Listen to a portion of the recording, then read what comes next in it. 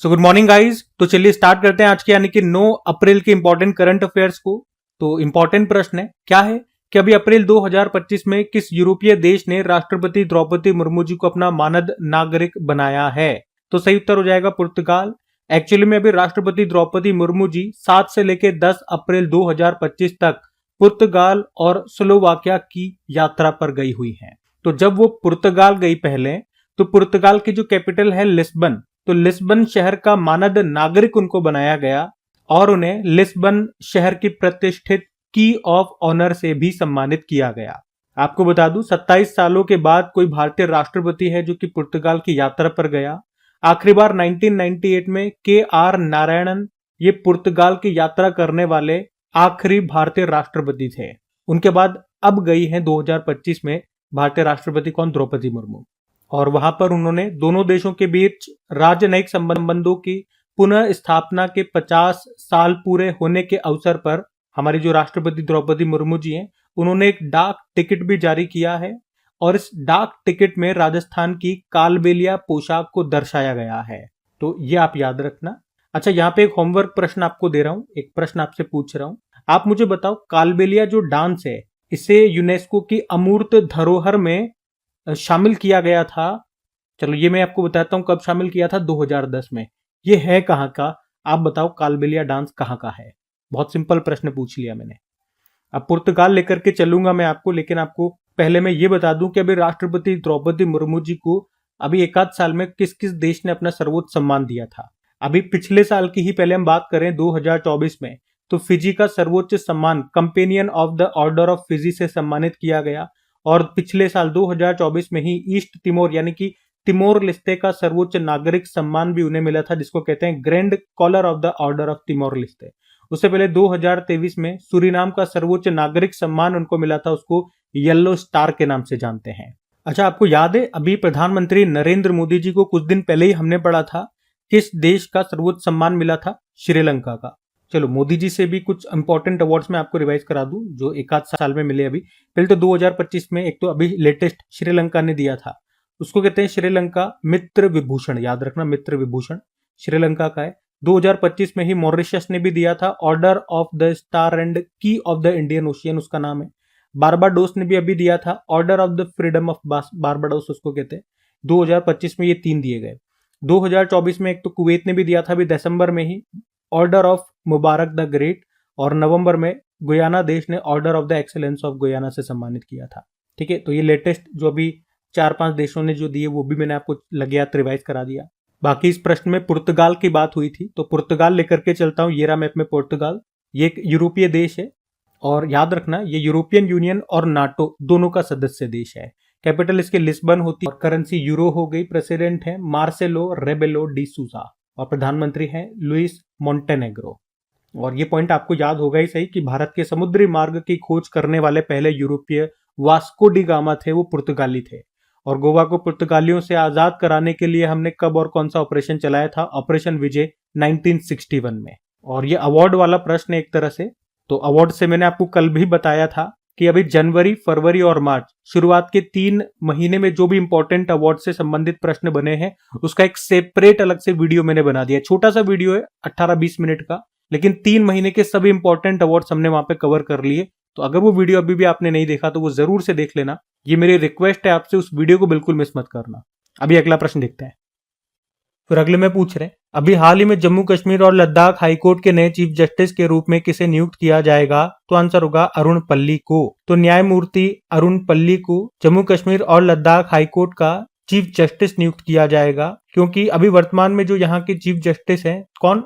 ताशीर रबस्टन, वो 9 अप्रैल को यहाँ पे रिटायर्ड हो रहे हैं। और ये जो अरुण पल्ली हैं ये कौन है? ये पंजाब और हरियाणा हाईकोर्ट के वरिष्ठ न्यायाधीश हैं जो अब जल्दी जम्मू कश्मीर और लद्दाख हाईकोर्ट के नए चीफ जस्टिस होंगे। अच्छा, ये अपॉइंटमेंट वाला प्रश्न है, लेकिन उससे पहले हाईकोर्ट से ही संबंधित पहले कुछ इंपॉर्टेंट प्रश्न मैं आपको रिवाइज कराता हूँ। देखो हाईकोर्ट की बात करें और इसका उल्लेख संविधान के किस अनुच्छेद में है पहले ये देखें तो 214 से लेके 231 तक। टोटल भारत में कितने हाईकोर्ट है? 25 है। 25वां अमरावती हाईकोर्ट है। और किसी भी हाईकोर्ट की पहली महिला जज कौन रही? अन्ना चांडी, केरल हाईकोर्ट से।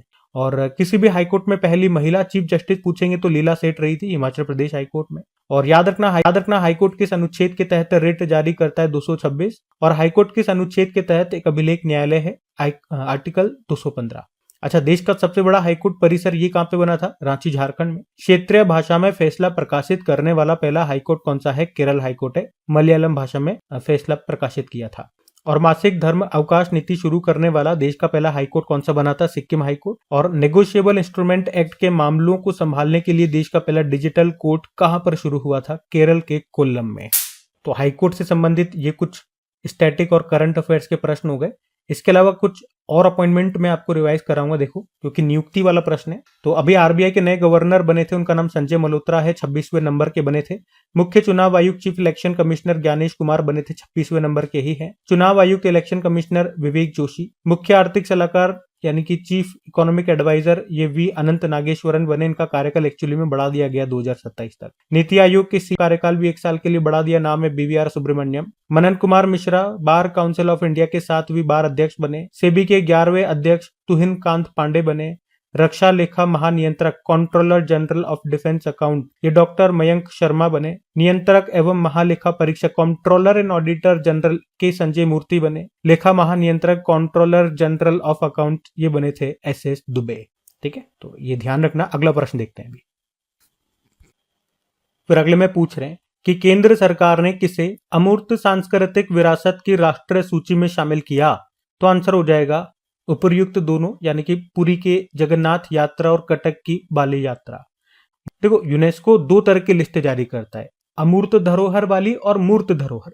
अमूर्त धरोहर यानी कि इंटेंजिबल साइट्स, मूर्त धरोहर यानी कि टेंजिबल साइट्स। अंतर क्या होता है? टेंजिबल मतलब जिन्हें हम छू सकते हैं, इंटेंजिबल जिसे अपन छू नहीं सकते, महसूस कर सकते हैं बस। जैसे कि इसके कुछ उदाहरण ले लो, जैसे कि कोई त्योहार हो गया, मेला हो गया, फेस्टिवल हो गया, डांस हो गया, ये सब इसमें आते हैं। और इन दोनों के बारे में अगर मैं आपको बता दूं तो मूर्त धरोहर में अभी भारत की तरफ से 43 धरोहर इसमें शामिल हैं। 43 में भी अगर आप देखोगे तो ऐसे डिवाइड करोगे 35, 7 और 1। 35 तो सांस्कृतिक धरोहरें हैं, 7 प्राकृतिक नेचुरल साइट्स हैं और एक मिक्सचर है। और अभी लेटेस्ट 43rd नंबर की कौन सी बनी थी? मोइदम, जो कि असम में है। जो अहोम राजवंश के कब्रिस्तान है उन्हें मोइदम कहते हैं। बाकी अमूर्त धरोहर में इंटेंजिबल साइट्स में बात करें तो ये अभी भारत से टोटल 15 है। 15वां बना था गरबा डांस पिछले साल या 2023 में, ये था गुजरात का है। उससे पहले 14वां दुर्गा पूजा था पश्चिम बंगाल का। तो अभी केंद्र सरकार ने क्या किया कि उड़ीसा पुरी की रथ यात्रा को और कटक की बाली यात्रा को अपनी अमूर्त धरोहर की राष्ट्रीय सूची में नेशनल लिस्ट में शामिल कर लिया है। इससे होगा क्या? इससे ये होगा कि अब जब भी यूनेस्को की बैठक होगी और भारत से अगर अमूर्त धरोहर में किसी को शामिल किया जाएगा तो वो इनमें से ही कोई एक होगा। ठीक है, समझ में आ गई बात। और वैसे आपको याद होगा अभी 2025 में ही हमने इसी तरह का एक प्रश्न पढ़ा था कि अभी यूनेस्को की टेंटेटिव लिस्ट यानी कि संभावित सूची और या यूं कह दो अस्थायी सूची में भारत की 6 नई संपत्तियों को शामिल किया था। और वो 6 संपत्तियां ये पूरी आपके सामने लिखी हुई है। और उसके बाद भारत से यूनेस्को की इस अस्थायी सूची में इन स्थलों की संख्या कितनी हो गई है? 62 हो गई है। जिसमें आप देखोगे एक तो ये कांगेर घाटी नेशनल पार्क है जो छत्तीसगढ़ का है, मुदुमल मेगालिथिक मेनहिर है जो तेलंगाना का है, और बाकी सब आपके सामने है। अच्छा, बाकी एक बार मैं आपको यूनेस्को रिवाइज करवा देता हूँ। यूनेस्को मतलब United Nation Educational Scientific and Cultural Organisation. स्थापना होती है 1945 में, हेडक्वार्टर पेरिस फ्रांस में है। डायरेक्टर जनरल है ऑद्रे उजाले जो कि फ्रांस से हैं। और ये अभी तक भारत की जितनी भी स्थलों को इस सूची में शामिल किया वर्ल्ड हेरिटेज साइट में, वो सब मैंने आपके सामने लिख दी है। आखिरी वाली भी आप देख सकते हो, जैसे 43rd नंबर का ये मोइदम हो गया। और शुरुआत की अगर आप जानना चाहो कि शुरुआत में कौन से थे, तो शुरुआत में एक साथ 4 हुए थे शामिल 1983 में। अजंता की गुफाएं, एलोरा गुफाएं, आगरा का किला और ताजमहल। ठीक है, तो ये सब ध्यान में रखना। अगला देखते हैं। फिर अगले में पूछ रहे, हाल ही में भारत सरकार ने किस देश की हनवा एरोस्पेस के साथ K9 हॉवित्जर तोपों के आयात के लिए समझौता किया है? तो सही उत्तर हो जाएगा इसका साउथ कोरिया। तो साउथ कोरिया की एक एरोस्पेस कंपनी है जिसका नाम है हनवा एरोस्पेस, और अभी उसी के साथ भारत सरकार ने K9 हॉवित्जर तोपों के लिए समझौता किया है। मतलब शुरू में ये हमें बना करके देगा, बाद में इसका मैन्युफैक्चरिंग भारत में ही किया जाएगा। और इसके लिए भारत की तरफ से लार्सन एंड टुब्रो ने समझौता किया है। अच्छा, कितनी इस तरह की ये K9 हॉवित्जर तोपे हम खरीद रहे हैं? 100। और कितने में ये समझौता हुआ? $253.6 मिलियन में, या फिर उन्हीं की अगर करेंसी में बात करोगे साउथ कोरियन वॉन में तो 371.4 बिलियन साउथ कोरियन वॉन। अच्छा, अब यहाँ पे इसी तरह से कुछ प्रश्न मैं आपको रिवाइज कराऊंगा कि किस देश से हमने कुछ क्या हथियार खरीदे, किसको क्या बेचे हैं। लेकिन उससे पहले मैं आपको साउथ कोरिया भी ले चलूंगा, और लार्सन एंड टुब्रो न्यूज में है तो वो भी देख लो। इसकी स्थापना होती है 1946 में मुंबई में। इसका मुख्यालय मिल जाएगा, सीएमडी है शेखरीपुरम नारायणन सुब्रमण्यम। आगे देख लेते हैं। ये रहा मैप में साउथ कोरिया। साउथ कोरिया की कैपिटल सियोल होती है, करेंसी है साउथ कोरियन वॉन। अच्छा, साउथ कोरिया और नॉर्थ कोरिया को डिवाइड करने वाली लाइन को क्या कहते हैं? 38 डिग्री पैरेलल कहते हैं। और इसकी स्पेस एजेंसी नहीं बनी है, उसका नाम है कासा। ध्यान रखना ये। अब देखो, जो मैंने शीट आपको बोला था मैं आपको रिवाइज कराऊंगा, ये रही आपके सामने। सबसे पहले हम डिफेंस की बात कर रहे हैं तो इस बार के बजट में हमारा रक्षा बजट कितना रहा? 681 लाख करोड़ रुपीस का। और SIG सिग 716 असोल्ट राइफल, ये जो भारत है ये अमेरिका से खरीद रहा है, जिसकी रेंज है 500 मीटर की। और AK-203 राइफल हमने रशिया से खरीद रही है, उसका निर्माण उत्तर प्रदेश के अमेठी में किया जा रहा है। उग्रम क्या है? स्वदेशी असोल्ट राइफल है, DRDO ने इसका निर्माण किया, जिसकी रेंज है 500 मीटर। ब्रह्मोस मिसाइल भारत ने फिलीपींस को बेचा है। बनाया तो भारत और रशिया ने मिलकर के है, लेकिन हमने अभी फिलीपींस को बेच दिया है। और फिलीपींस के बाद एक और देश कौन सा है जो ये हमसे खरीद रहा है, ये आप बताना। वशोरात क्या है? कम दूरी की एयर डिफेंस सिस्टम है। और समर 2 लंबी दूरी का एयर डिफेंस सिस्टम है। अभी इंडिया डिफेंस एविएशन एक्सपो का आयोजन ये जोधपुर में हुआ था। ये पिछले साल की बात है, जब तरंग अभ्यास हुआ था राजस्थान और तमिलनाडु में। High altitude anti submarine warfare sonobuoy, ये हम अमेरिका से खरीद रहे हैं। और सेना प्रमुख जो है हमारे, उन्होंने मल्टी टारगेट एक्सप्लोसिव डिवाइस अग्नि अस्त्र को भी लॉन्च किया था। आग उगलने वाला हथियार ड्रैगन ड्रोन ये तैयार किया यूक्रेन ने। और C-295 परिवहन विमान हम स्पेन से खरीद रहे हैं। स्पेन की कौन सी कंपनी? एयरबस कंपनी से। और फिलीपींस के बाद इंडोनेशिया भारत से ब्रह्मोस खरीद रहा है, ऊपर मैंने आपसे यही पूछा था। उसके अलावा भारत ने अभी अपने T-72 युद्धक टैंकों के लिए 1000 हॉर्स पावर के इंजन खरीदने की लिए समझौता किया रशिया से। रशिया की कौन सी कंपनी? Rosoboron export company. उसके अलावा ट्रोजन गन, ये आर्मेनिया हमसे खरीद रहा है। इसको डेवलप किया था भारत और फ्रांस ने मिलकर। और भारत से $200 मिलियन की आकाश मिसाइल प्रणाली कौन खरीदेगा? Philippines. Hammer guided bomb weapon system को भारत में बनाने के लिए अभी बेल ने, भारत इलेक्ट्रॉनिक्स लिमिटेड ने किस कंपनी के साथ समझौता किया? सेफ्रन इलेक्ट्रॉनिक डिफेंस, ये फ्रांस की कंपनी है। ठीक है, तो इस तरह से ये डिफेंस के जो भी अभी तक प्रश्न थे हथियार बेचने खरीदने वाले, वो सभी मैंने आपको यहाँ पे रिवाइज करा दी, जो भी इंपॉर्टेंट रहे ध्यान में रखना। अगला प्रश्न देखते हैं। फिर अगले में पूछ रहे हैं, अभी हाल ही में 150वीं अंतर संसदीय संघ महासभा का आयोजन ये कहां पे किया गया?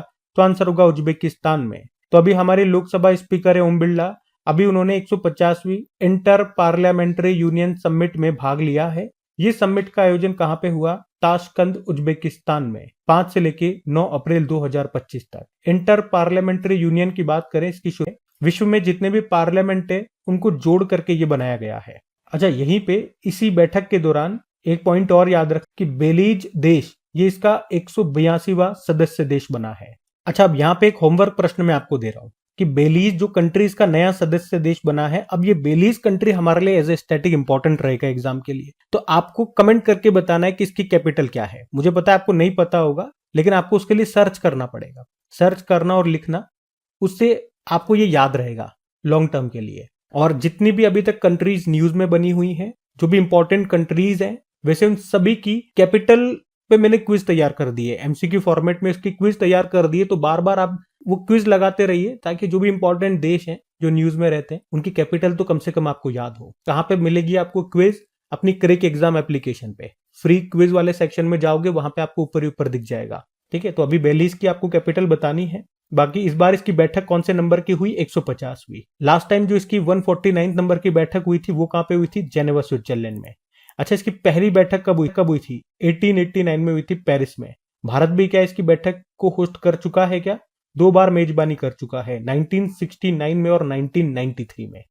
ठीक है, ये भी ध्यान में रखना। बाकी चलो कुछ और इंपॉर्टेंट सम्मेलन समिट्स में आपको रिवाइज कराता हूं।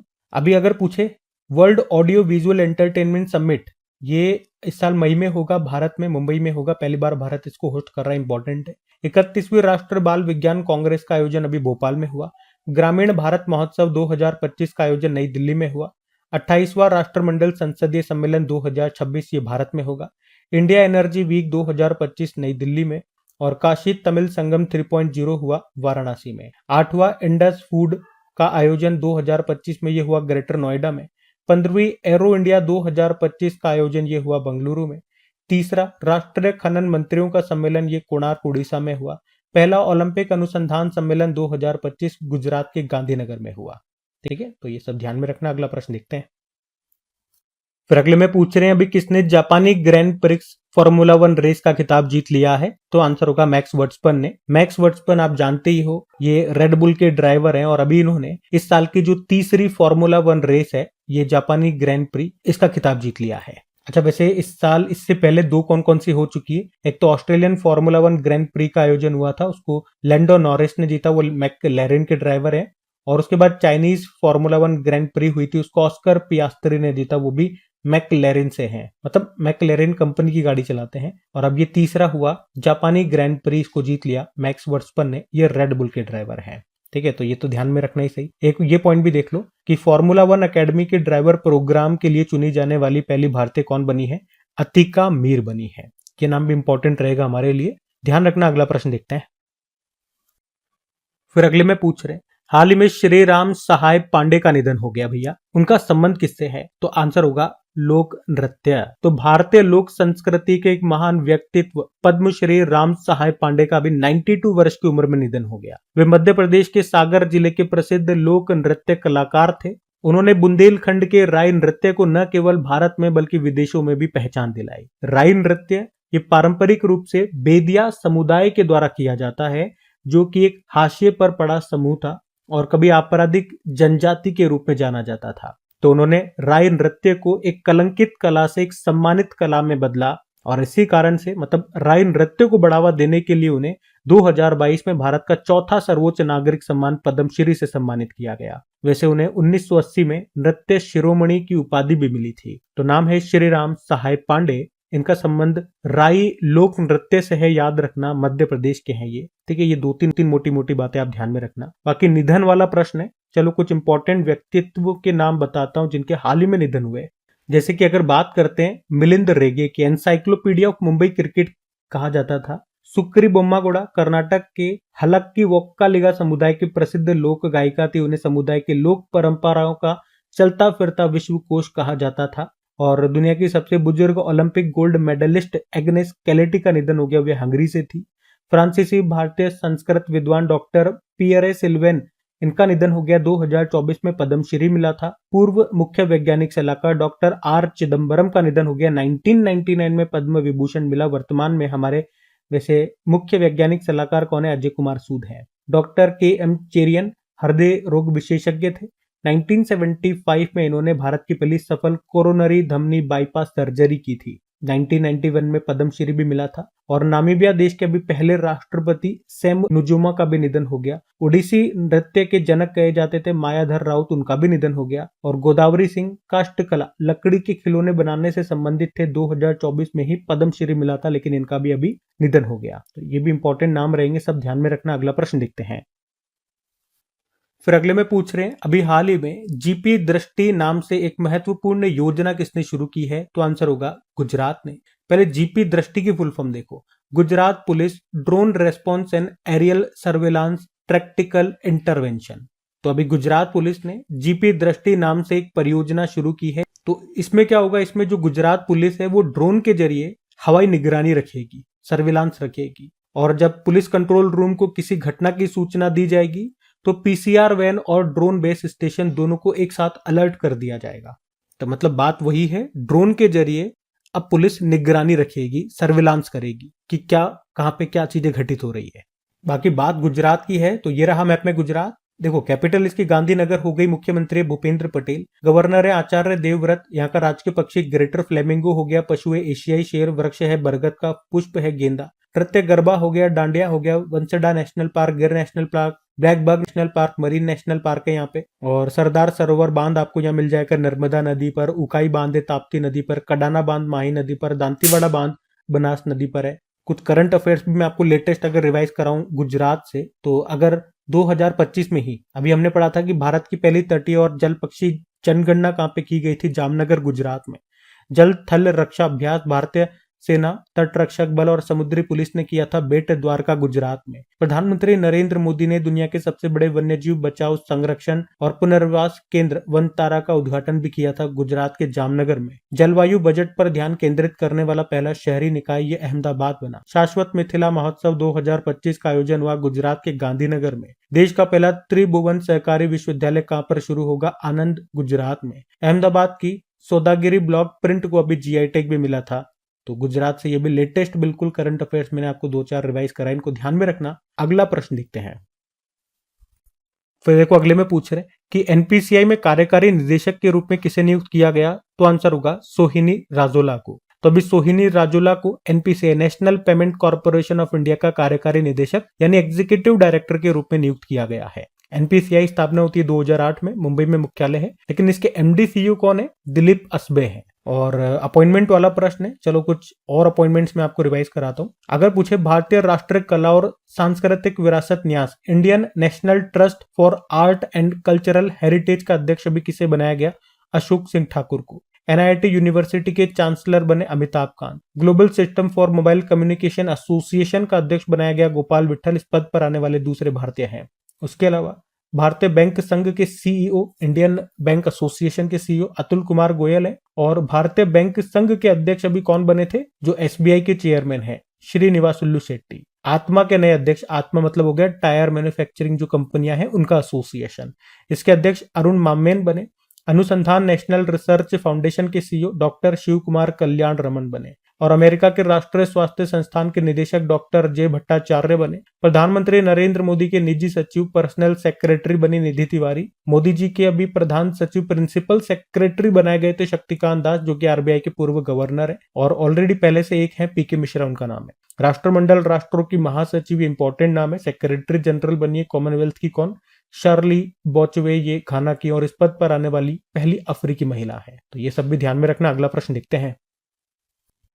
फिर अगले में पूछ रहे हैं कि नोमैड पासपोर्ट इंडेक्स 2025 में भारत को कौन सा स्थान मिला। 148 नंबर पे भारत को रखा गया नोमैड पासपोर्ट इंडेक्स 2025 में। टॉप पे किसे रखा, फिर टॉप पे आयरलैंड को रखा है, दूसरे पे स्विट्जरलैंड और ग्रीस को रखा है। भारत को 148 नंबर पे रखा है कोमोरोस के साथ में, और सबसे लास्ट में 199 नंबर पे इन्होंने अफगानिस्तान को रखा है। तो जिस तरह से हेनले पासपोर्ट इंडेक्स हम पढ़ते हैं ना, तो उसी तरह से ये एक और पासपोर्ट इंडेक्स है, नोमैड पासपोर्ट इंडेक्स। और अभी कल परसों ही मैंने आपको 2025 के सारे इंडेक्सेस, सूचकांक रिवाइज कराए थे, तो उन्हीं में से 2 प्रश्न मैं आपसे पूछ लेता हूं, उससे पता लग जाएगा कि आपको कितना याद है नहीं है। एक तो बताओ, अभी जो हैप्पीनेस इंडेक्स आया था उसमें भारत की रैंक क्या है और टॉप पे कौन है। और उसी तरह से जो भी टेररिज्म इंडेक्स आया था, आतंकवाद सूचकांक, उसमें भारत की रैंक क्या है और टॉप पर कौन है, ये आप बता दो। बाकी ये थी आज की हमारी करंट अफेयर्स की क्लास। कमेंट करके जरूर बताना सेशन आपको कैसा लगा। अच्छा लगा तो वीडियो को शेयर जरूर करना दोस्तों के साथ में, अपने स्टडी ग्रुप में शेयर करके सपोर्ट जरूर करना। लाइक नहीं किया तो वीडियो को लाइक कर देना। बाकी अब जैसे मैंने आपको थ्योरी पढ़ा दिया, अब थ्योरी के बाद आपका लिया जाएगा टेस्ट। टेस्ट में देखना कि आपका परफॉर्मेंस कैसा रहता है। जो भी अभी तक आपने पढ़ा है उसी से प्रश्न आपसे पूछे जाएंगे, और आपको देखना है कि आपको कितने प्रश्न आ रहे हैं, कितने नहीं आ रहे, कितना समय लेकर के आप उन प्रश्नों को हल कर रहे हो। तो उसी हिसाब से आपकी रैंकिंग भी तैयार होगी सभी स्टूडेंट्स के बीच में। तो क्विज कहां पे मिलेगी, अपनी क्रिक एग्जाम एप्लीकेशन पे, जिसका लिंक नीचे डिस्क्रिप्शन बॉक्स में है, या उसे डायरेक्ट गूगल प्ले स्टोर से भी आप इंस्टॉल कर सकते हो। वीडियो अपलोड होने के 5 से 10 मिनट के अंदर क्विज आपकी अपलोड हो जाती है, और बाकी इसकी डिटेल्ड पीडीएफ ये भी आपको वहीं पर मिलेगी। हाँ, अभी 2-3 दिन से मैं पीडीएफ अपलोड नहीं कर पा रहा हूँ टाइम से। एक्चुअली में घर पे कुछ समस्याएं चल रही है, और समस्या कुछ बड़ी है, मतलब यूं समझो कि मैं बस वीडियो बना पा रहा हूँ, ये मेरे लिए बहुत बड़ी बात है। कैसे समय निकाल करके मुझे नहीं पता। उसके अलावा पूरा दिन मेरा इधर उधर फिरने में चला जाता है, तो बस उसी कारण से अभी कुछ पीडीएफ वगैरह अपलोड नहीं हो पा रही है। लेकिन जैसे मुझे टाइम मिलता है, 1 आध दिन की जो भी बच जाती है मैं एक साथ अपलोड कर देता हूँ। वैसे पेंडिंग नहीं है, लेकिन मैंने कहा ना 1 आध दिन की होती है, मैं एक साथ अपलोड कर देता हूँ जैसे समय मिल जाता है। बाकी क्विज ये आपको सुबह मिल जाती है वो अपलोडेड, तो आप प्रैक्टिस करते रहो। बाकी चलो अभी कल के करंट अफेयर्स का क्विक रिवीजन कर लेते हैं और सेशन एंड करते हैं। तो कल पहला प्रश्न आपसे पूछा था कि अभी कला और संस्कृति में उत्कृष्टता के लिए प्रतिष्ठित 2025 फ्रेड डॉरिंगटन पुरस्कार से किसे सम्मानित किया गया, सुदर्शन पटनायक को। फिर पूछा किस जहाज पर पहला त्रिसेवा महिला वैश्विक परिक्रमा अभियान समुद्र प्रदक्षिणा मुंबई से रवाना किया गया, INS त्रिवेणी। और वर्ल्ड हेल्थ डे मनाया गया 7 अप्रैल को। किस राज्य के नोलेर गुरेर संदेश को जीआई टैग मिला? पश्चिम बंगाल। चर्चा में रहे हितेश गुलिया का संबंध है मुक्केबाजी से। वर्ल्ड बैंक के सहयोग से पेंशन पर पहला अंतर्राष्ट्रीय शोध सम्मेलन कहां पर हुआ? नई दिल्ली में। किस राज्य ने 2 हड़प्पा स्थलों को संरक्षित पुरातात्विक स्मारक घोषित किया? हरियाणा। T20 में 13,000 रन बनाने वाले पहले भारतीय कौन बन गए हैं? Virat Kohli. International shooting sports federation विश्व कप 2025 में रुद्राक्ष पाटिल ने कौन सा पदक जीता? गोल्ड। और आखिरी प्रश्न पूछा, केंद्र सरकार के द्वारा जीवंत गांव कार्यक्रम सेकंड को शुरू किया गया है, इसमें केंद्र सरकार की हिस्सेदारी कितने हैं? 100%। चलो कल का भी होमवर्क प्रश्न देखते हैं और सेशन एंड करते हैं। तो कल आपसे पूछा था वर्ल्ड निमोनिया डे मनाया जाता है, तो आंसर होगा 12 नवंबर को। आप सभी ने प्रश्न का बिल्कुल सही उत्तर दिया। अब ये आज का आपका होमवर्क प्रश्न है।